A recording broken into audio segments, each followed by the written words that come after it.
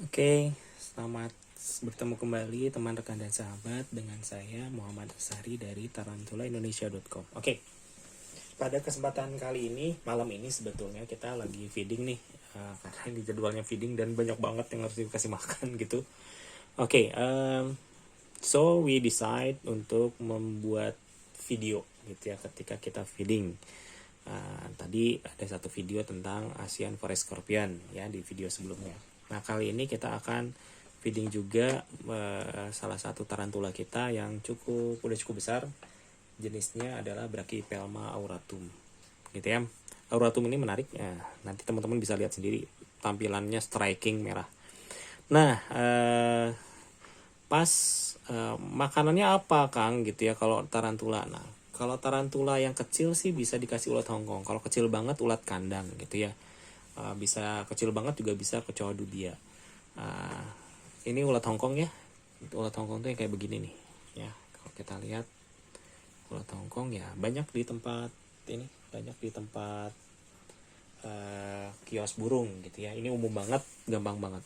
Beli 1.000 juga udah banyak gitu ya. Cuman karena Brachypelma auratum kita ini sudah cukup besar, maka tentunya dia nggak cukup. Kita hari ini bakal kasih jangkrik gitu ya. Jangkrik juga gampang didapatnya. Nah, ada kecoa dubia, ada kecoa Madagaskar gitu ya. Ada kecoa Halloween itu juga bisa. Nah, pas tadi saya cek, kebetulan dia baru molting, saudara-saudara. Artinya ini kesempatan buat sexing ya. Kita lihat apakah bisa disexing dari kulitnya, apakah kulitnya masih utuh atau enggak. Ini belum dibuka banget tadi, baru diintip aja ya. Oke, ini tempat pemeliharaan. Kita lihat dulu ya. Tempat pemeliharaan tarantula itu sebetulnya bisa sederhana, bisa mewah. Bisa sederhana itu kayak begini aja. Yang penting ada ventilasi. Ya, ini kan jenis terestrial yang sukanya sedikit kering. Maka lubangnya banyakin kalau yang kering. Kalau dia butuhnya lembab, lubangnya sedikitin gitu ya. Kan keburu saya bolongin, ya udah, kalau keburu dibolongin kebanyakan diisolasi gitu ya. Ini RSS lah, rumah sederhana, sangat sederhana gitu ya. Kalau yang bagus gimana? Oh, pakai kandang akrilik gitu ya. Ada, kita punya beberapa kayak yang di kandang akrilik gitu ya. Oke, tapi karena di sini banyak, jadi tidak semuanya berkesempatan punya apartemen mewah. Beberapa ya dapatnya ya rumah standar seperti ini. Oke, let's see. Ceng. Oke. Ini adalah Brachypelma auratum gitu ya. Oke, kita zoom sedikit ya. Kita arahin dulu kameranya. Nomor telepon jangan lupa supaya bisa kelihatan. Nah, Brachypelma auratum ini kalau miripnya itu mirip dengan Brachypelma hamori sekilas, tapi sebenarnya jauh gitu ya. Dia di lututnya itu, di bagian lututnya merahnya striking banget. Oke, ini kalau lihat dari tampilannya jangan-jangan ini MM nih ya. Saya lihat dulu ya. Oke, dia nggak ada tibial hooknya dan pal-pal embolinya belum keluar. Berarti ini belum dewasa ya. Kita masih berharap ini semoga female gitu ya. Kalau female kan langkahnya masih panjang gitu ya, hidupnya masih lama. Kalau dia laki-laki mature male ya dia tidak waktu hidupnya tidak sepanjang gitu ya, tidak sepanjang yang perempuan. Oke, pertama kita feeding dulu. Jangkrik ngasihnya gimana? Bisa dilempar, bisa pakai pinset gitu ya. Kalau kita lempar aja dah. Yang pas, belum mau dimakan ya. Nah, strike saudara-saudara. Nah, bagian paling menyenangkan dari pelihara tarantula memang pas strike seperti itu. Nah, berapa lama sih atau berapa sering seekor tarantula dikasih makan? Pertama, ngasih makannya seminggu sekali. Kedua, ukuran. Ya, kalau udah sebesar gini dikasihnya ulat Hongkong. Nah, misalkan dikasihnya ulat Hongkong begini, cuman kecil begini, ya nggak nampol gitu ya. Maka standarnya apa? Standarnya adalah lihat si abdomennya si tarantula. Kira-kira besarnya sebesar abdomen. Tadi yang kita kasih itu jangkrik, dan jangkriknya ukuran kecil. Nah, lihat. ini segini itu termasuk yang kurus. Sebetulnya nggak kurus banget ya. Ini udah ya kurus lah segini. Nah jadi kita perlu kita kasih makanan sedikit lebih banyak supaya dia ngisi sedikit. Nah cuman jangan obesitas juga, jangan kebanyakan.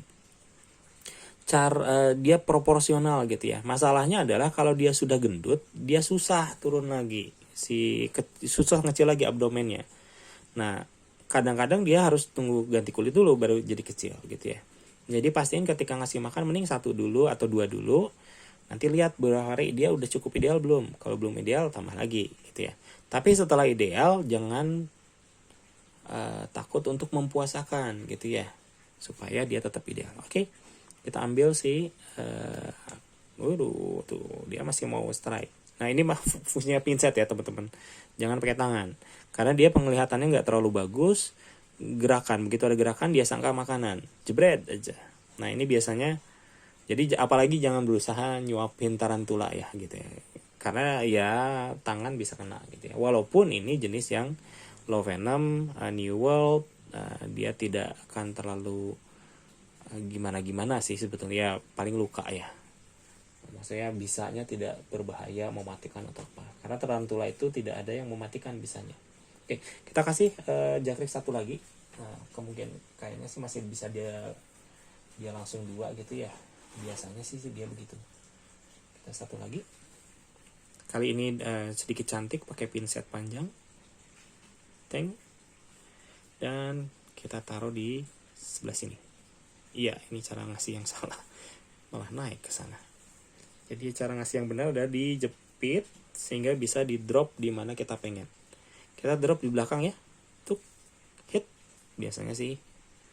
Ayo hit. Come on. Dia bingung. Waduh. Iya, dia tidak tahu ada apa. Oke, ya biasanya sih nanti dia akan hit sendiri. Ya, kita biarin dulu.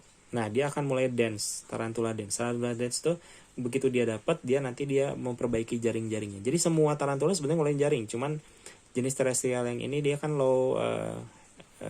hampir no web gitu ya. Tapi sebenarnya ada jaring-jaring di lantai. Ya, di lantainya tuh ada jaring-jaring.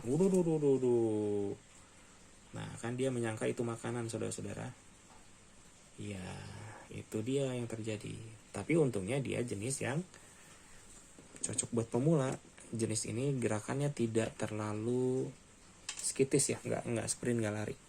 Kalau teman-teman punya tarantula arboreal atau OBT begitu tadi, jebret lari jauh. Makanya tidak disarankan di lantai gini. Biasanya pakai meja supaya kalau dia lari, dia biasanya ke bawah meja diem dulu gitu. Oke. Tadi jangkriknya lepas. Ya sudah, kita kasih 1 lagi. Nah, kena hit. Nah, begitu. Ini jenis auratum. Nah, sekarang kita coba sexing visual. Ini karena ini udah cukup besar dan kayaknya dia baru gantinya tidak terlalu lama yang lalu. Ini bisa dilihat dari sexing gitu ya. Oke, kita pindah dulu ya. Dia jadi background. Main groundnya adalah si kulit ini. Nah, jadi kalau sexing kita lihat dari bagian abdomen. Nah, gini. Waduh, ini cukup besar ini. Ya. Wah, ini karena masih tidak terlalu lama yang lalu, masih belum kering, gampang dibukanya. Oke, ini namanya adalah yang putih 2 ini. Kita fokusin ya. Yang putih 2 ini 1, 2 ini adalah buklong ya. 1, 2, 3, 4. Buklong itu paru-paru dia. Dia oksigennya basically dari situ. Nah, yang kita lihat kalau mau sexing itu adalah antara buklong yang pertama ini, pasangan pertama. Ini kan bagian dalamnya ya. Jadi lihatnya bagian dalam. Jadi putihnya kelihatan, bukan bagian ini. Ya, kadang-kadang orang ini suka bagian sini ya. Kalau ini kan putihnya nggak kelihatan ya. Nah, bukan bagian sininya biar gampang. Maka kalau mau sexing bagian sini, bagian dalamnya. Ya, jadi si putih ini kelihatan. Nah, teman-teman perhatiin antara putih ini sama putih ini. Di tengah-tengahnya akan ada spermateka kalau dia perempuan. Ya, ikat ya. Kalau perempuan ada spermateka. Spermateka itu apa? Spermateka itu tempat kalau jantan naruh sperma. Ya. Di Sini, di tengah-tengah sini. Jadi yang dilihat, yang dicari apa? Yang dicari adalah lipatan. Jadi di sini tuh akan ada lipatan kalau dia perempuan. Kalau dia mulus, maka dia ya berarti laki-laki. Kita zoom coba ya. Semoga bisa jelas. Semoga bisa jelas. Zoom, zoom, zoom, zoom. Oke. Ini kayaknya sip, sip, sip. Nah, ini ada tempat kayaknya. Sebentar ya, saya sulit kelihatannya ya. Oke, susah kelihatannya. Kita dulu, ini laki perempuan ya. Kalau sekilas ini lurus ya. Oke. Susah lihat kamera. Oke. Nah, ini tengah-tengah. Sebentar ya. Saya terawang dulu. Biasanya di terawang lebih gampang. Oke.